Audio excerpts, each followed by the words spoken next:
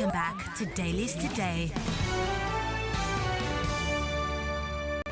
Welcome back to Dailies Today.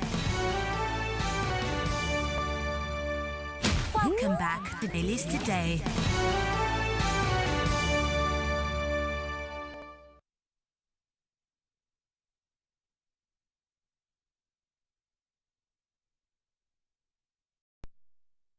We indeed had a very robust meeting. The high note of the meeting was a unanimous passage of a vote of confidence on President Bola Ahmed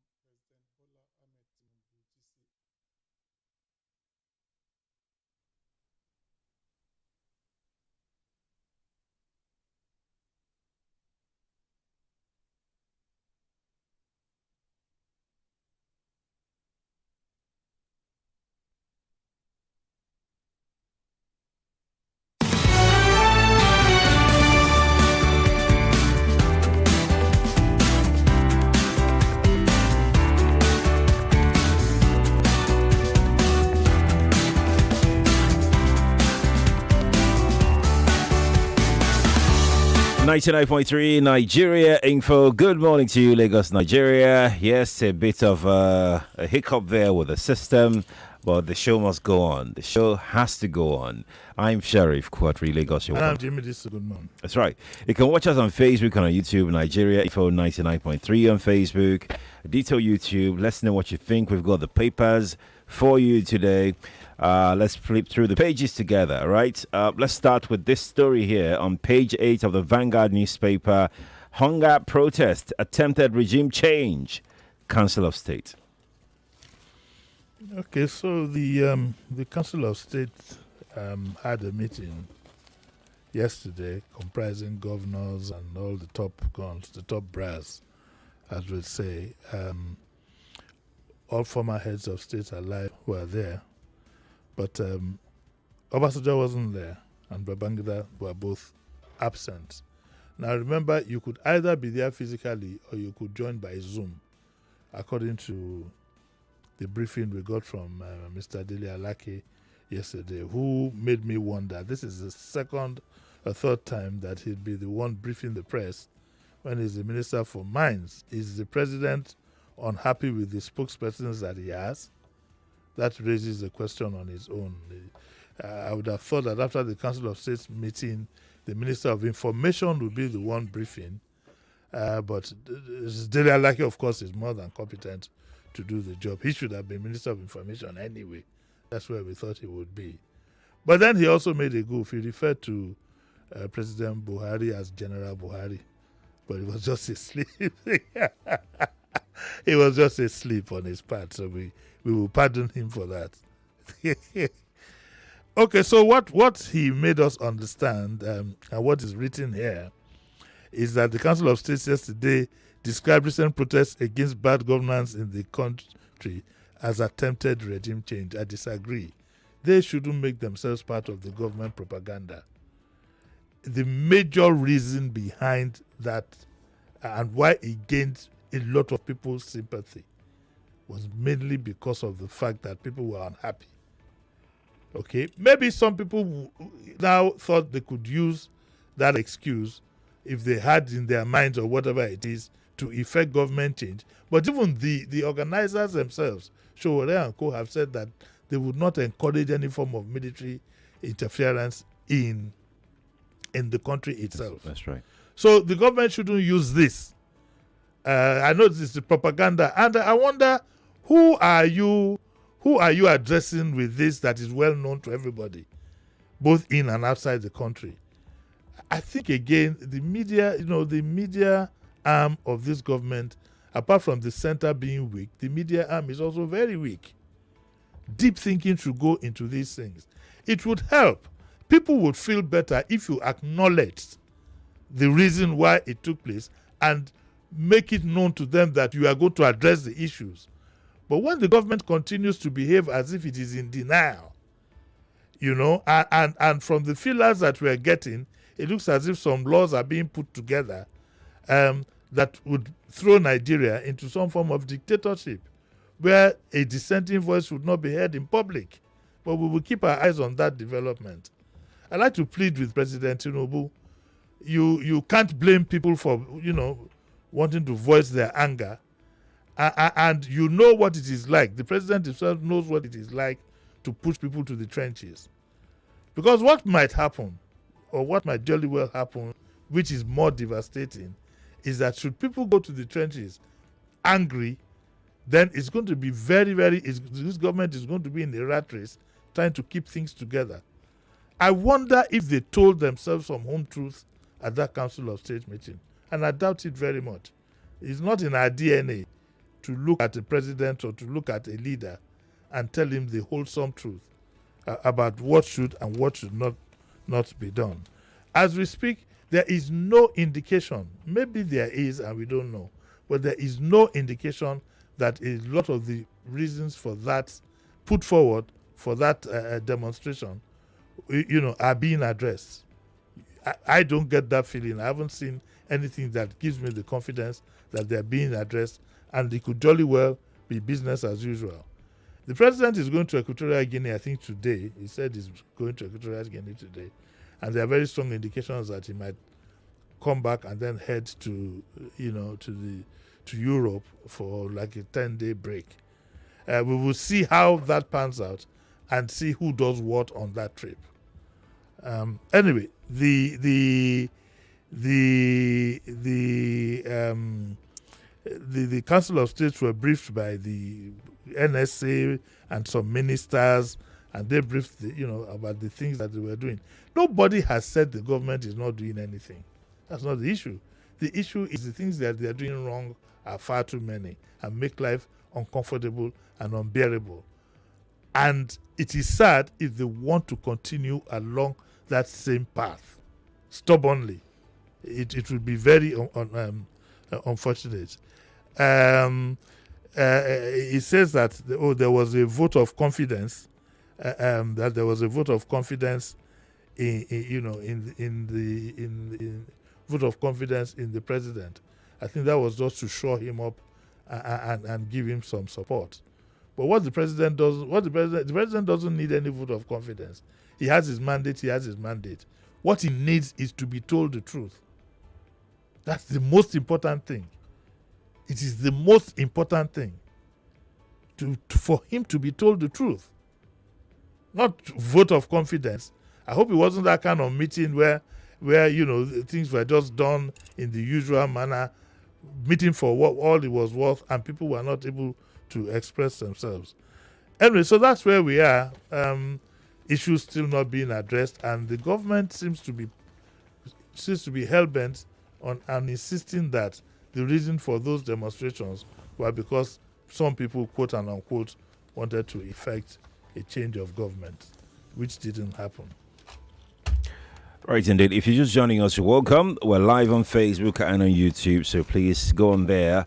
Let's hear your thoughts concerning the headlines that we are treating this morning. Okay. You can locate us, Nigeria Info 99.3 on Facebook and on YouTube. Let's go to page 9 of the Vanguard newspaper. Jackpot Tinubu OK's policy to sustain health workers. Okay, so to his credit, the president has tried to address the Jackpot syndrome, and we are told that some new policy, a national policy on health workers, to transform the healthcare human resource management in Nigeria. We don't have the details just yet, so one cannot comment. But I think that it's commendable that the government found the need to revamp, to quickly put in a policy to revamp the health sector. Believe you me, the education sector needs it badly like yesterday. Because if you don't concentrate on your manpower development, you're not going to go too far. You're not going to go too far. So we need this kind of interventions also in the educational sector.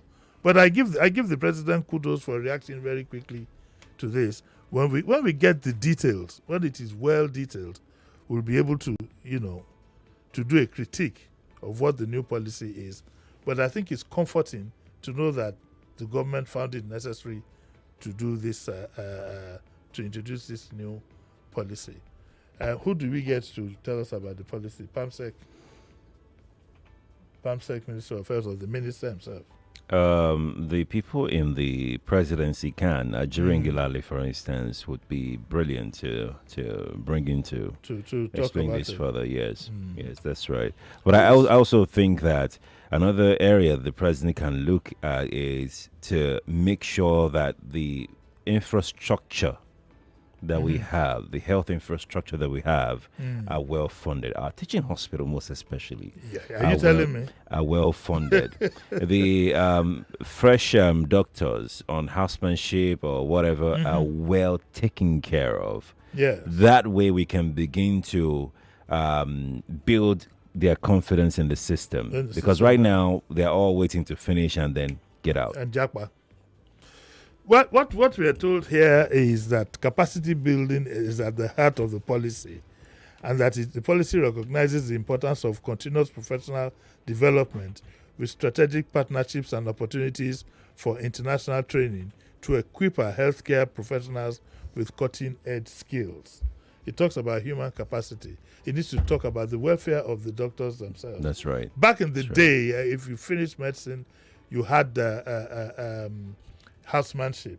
You were given a nice little flat, and from then, if you worked in general hospital, you were given a flat or somewhere. It was called doctor's quarters. Right. It's done everywhere in the world. Right now, in that area is a complete disaster. There is nothing to keep. Most of our very good doctors are gone. There's nothing to keep them. The urgency that we put in the judiciary, which I'm sure is the next story, is the same urgency we need to put in these other sectors to keep our professionals to themselves. Right. To Very, ourselves, yes. very, very true.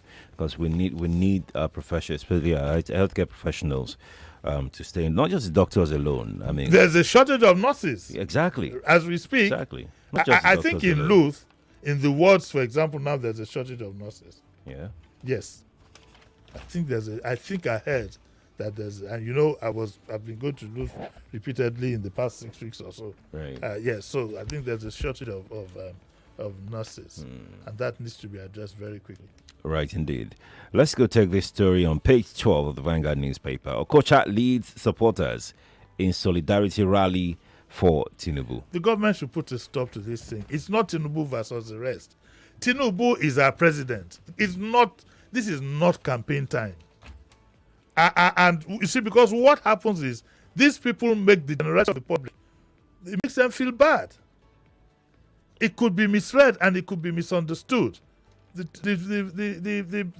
president needs to rein in his supporters. Ditto for those who are raining abuses and whatever on people who in the social media are trying to express themselves. People need to understand that President Bola Tinubu is president of the Federal Republic of Nigeria. Everybody in that country is his subject. Okay, so if we have our grievances and we bring it up, it's not a matter of for or against. In any case, from the video that I saw yesterday, it was ill-advised and it could have ended up in fisticuffs because we saw video evidence of this parade of them being abused. No, not, I don't want to use the word abuse. Or them being laughed at and mocked as they were going. Oh, I saw the evidence of the video. They were shouting, shame, shame, shame. This is not election time.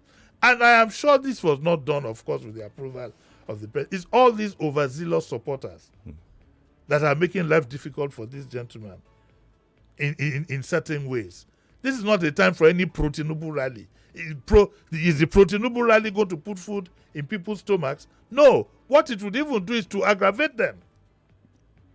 So I would say that if any of the party people hold your reign, what we want is let the prices of whatever it is, the policies that have led us into this situation that we have, let's see some kind of review.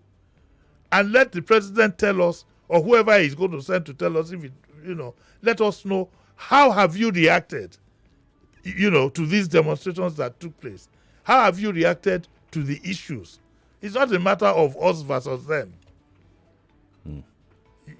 Us versus them. So this I don't know who this gentleman Okocha is. This is Tony Okocha. I don't know. I never heard of him. He's the Okocha, APC leader in Rivers State. I don't know him. Never heard of him. Like who would say the Okocha that I know is the dribbler. JJ. I don't know this Okote. I don't know him. Let's go to the Metro page of the Punch now. Yes, thank you very much. Oh dear. Man kills 8-year-old son for misplacing sewing thread in Lagos. Abba. You see, there's so much tension. He kills his 8-year-old son for misplacing thread. Let me read the story. An identified man allegedly killed his 8-year-old son in Ekpe over a misplaced sewing thread that belonged to him. The Punch gathered on Tuesday that the incident occurred around 10 a.m. when the father was about to use his sewing thread. Upon discovering that the minor had misplaced his sewing thread, the suspect allegedly became enraged and doused the child with PMS, commonly known as petrol, and set fire to it. Oh no. You see, this is exactly what we are talking about. This is what hunger and frustration has done to our people. This is how angry people can be. It must have been brewing with him. A lot of us now need some kind of psychological evaluation to see how we are reacting to the times that we are in. This is very, very sad. This is very, very sad. And that's the child with PMS. No, he didn't set fire to him, sorry. But seeing the adverse effects on this action on the boy, who reportedly began vomiting white substances, the suspect attempted to ease the pain by offering him some palm oil to drink. Anyway, as far as it's concerned now, the boy is gone. As far as we are concerned, the boy is gone. He was pronounced dead. Lagos mechanic attempting to steal motor pass escapes lynching. Anambra seminarian apprehended for allegedly defiling 10-year-old again and again and again. I still believe we need to have some control on the things that are seen in the social media. Yesterday I complained about some of the obscenity that you have in ordinary TikTok. Women who should be women of substance, women of value. You need to see, out of desperation, just to trend and to do what, you need to see some of the things that they say. Surely we need to control these things. Porn sites, oh my God, you don't even want to know.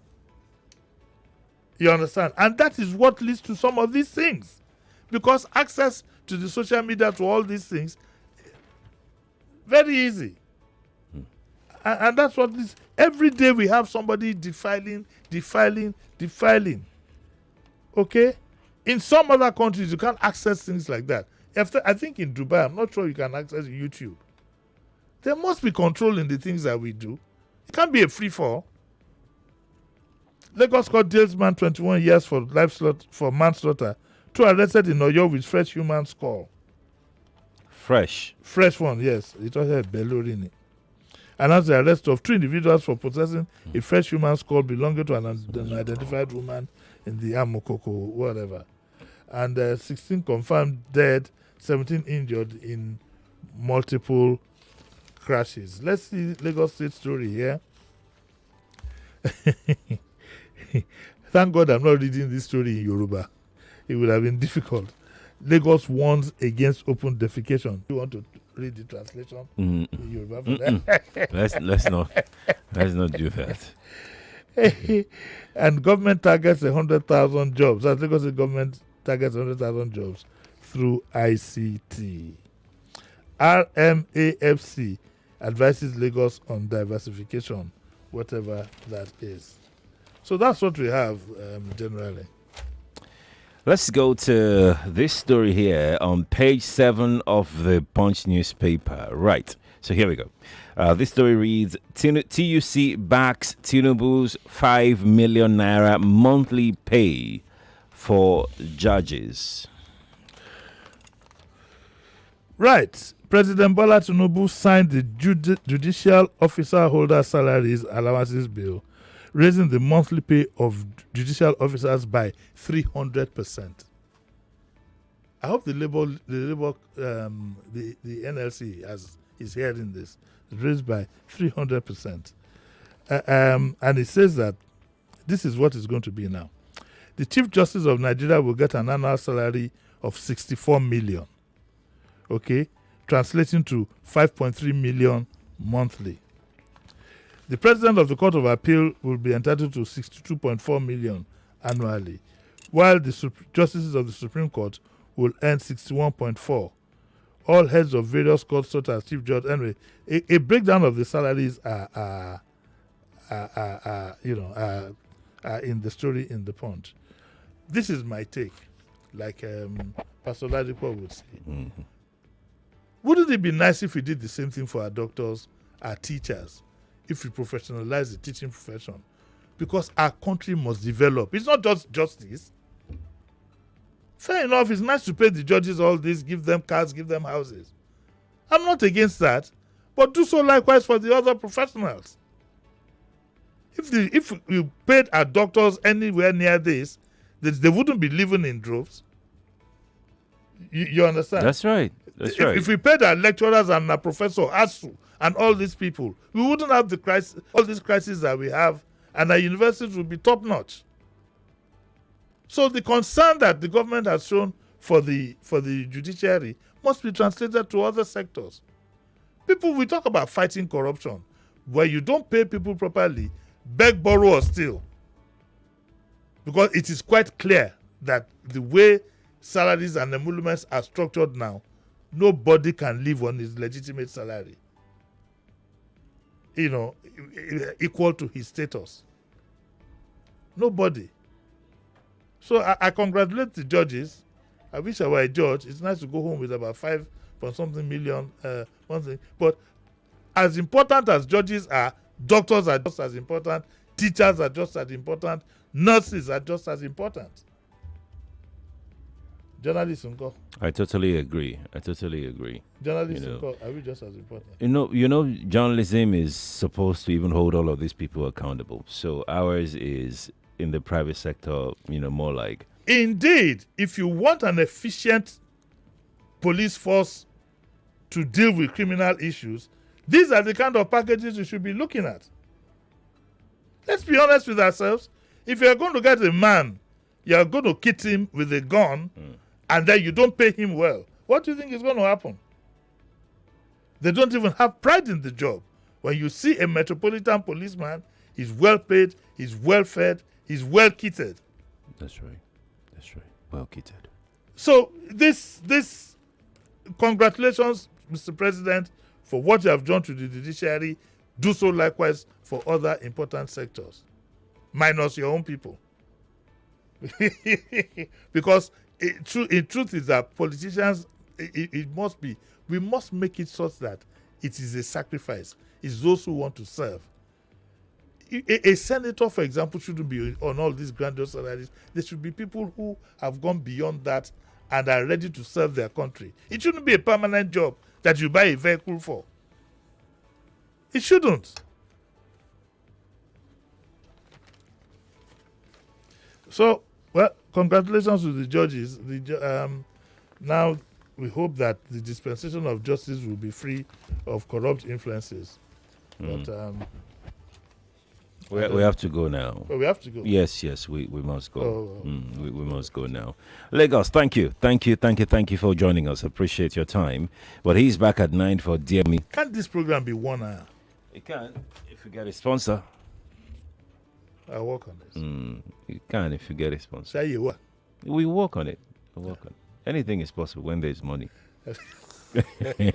I want money. Anything is possible. Who doesn't want money? Let's bring us but money. You can see this is another new shirt. Yeah, dressing allowance. You are just unveiling these things. Yes. One by one. Yes.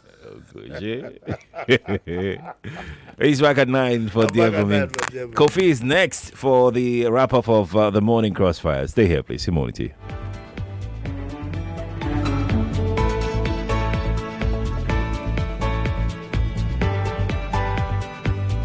99.3 Nigeria Info. We are more than just radio.